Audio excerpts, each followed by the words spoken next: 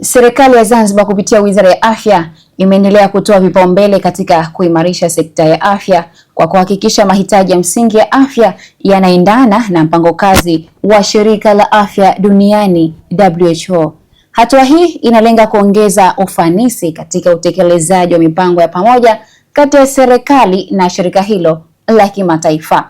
Akizungumza katika mkutano wa mashirikiano ya Wizara ya Afya na Shirika la Afya Ulimwenguni WHO wa kujadili vipaumbele vya afya Zanzibar, msimamizi wa ofisi ya WHO Zanzibar, Dr. Nemes Iria, amesema kwa kawaida mpango kazi wa WHO huandaliwa kwa ushirikiano wa karibu na serikali za nchi wanachama ili kuhakikisha mipango hiyo inaendana na vipaumbele vya kitaifa.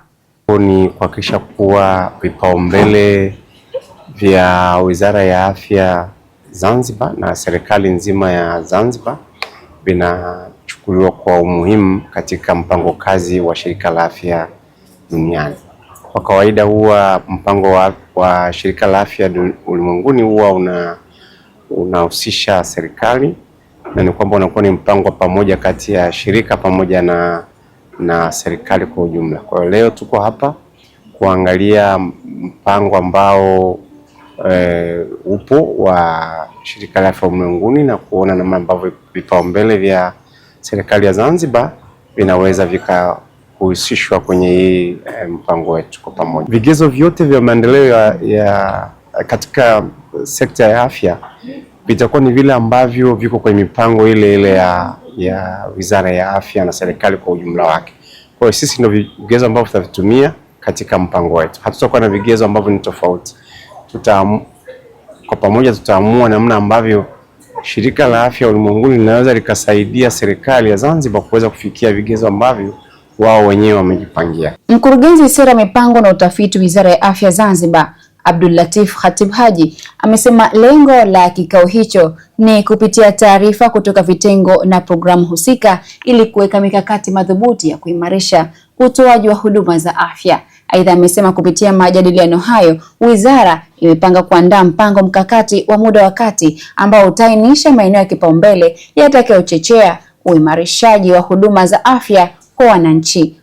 Tuko hapa leo, baada ya hapo tutakuja na mpango mkakati ambao mpango mkakati huo utakuwa na afua ambazo zitalenga katika kuimarisha afya za wananchi wetu kwenye maeneo tofauti, ikiwemo katika kupunguza vifo vya mama na watoto, masuala ya mifumo ya rufaa, masuala ya maradhi yasiyoambukiza pamoja na kuambukiza, pamoja na maradhi yasiyopewa kipaumbele, na maeneo mengine ya kuimarisha nguvu kazi kwenye sekta ya afya, pamoja na masuala mazima ya kwenye afya za jamii au community health system. Kwa hivyo haya ndio maeneo ambayo tutakuja na mipango mikakati pamoja na zile afua za kufikia malengo ya afya kwa wote ifikapo mwaka 2030. Fedha wa kuanzia Julai 2026 mpaka 2028 kwa muda wa miaka miwili. Baada ya miaka miwili tutakutana tena kwa ajili ya kupanga vile vile miaka miwili ijayo. Kwa hiyo tutakuwa tunaifuatilia au tutakuwa na vikao vya kufuatilia kila baada ya miezi sita kuhakikisha kwamba je, tunakwenda kwenye yale malengo ambayo tumejiwekea au pengine kama kutatokea changamoto zozote ili kuweza kufanya reprogramming.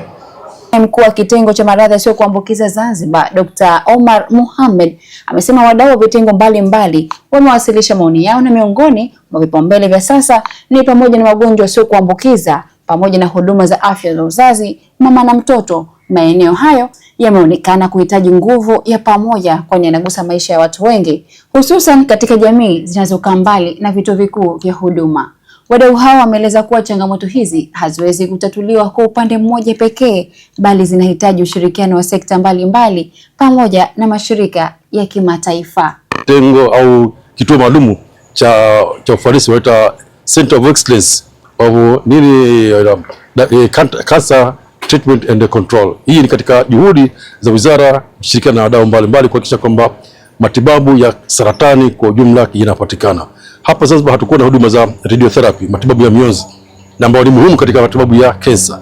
kupitia mpango huu ndani ya miaka 2-3 hii tumejipanga kuhakikisha kwamba Zanzibar tutakuwa na kituo kama hicho, na hii itasaidia kwamba kufanya Zanzibar iwe ni kituo kizuri cha kupata huduma za afya mbalimbali kabisa. Sisi kupitia mkutano huu ambao WHO tutakuwa nao kwa siku ya leo na kesho, tunatarajia kufanikiwa kwa kiasi kikubwa sana, kwa sababu wao wanasema kwamba vipaumbele vinatakiwa vitolewe kwenye wadau husika, na kwa hapo maana ni NCD, na kwa hapo maana ni Wizara ya Afya, ni vitengo vingine mbalimbali, na sio kama wao ndio wanakuja vitengo kama hivyo.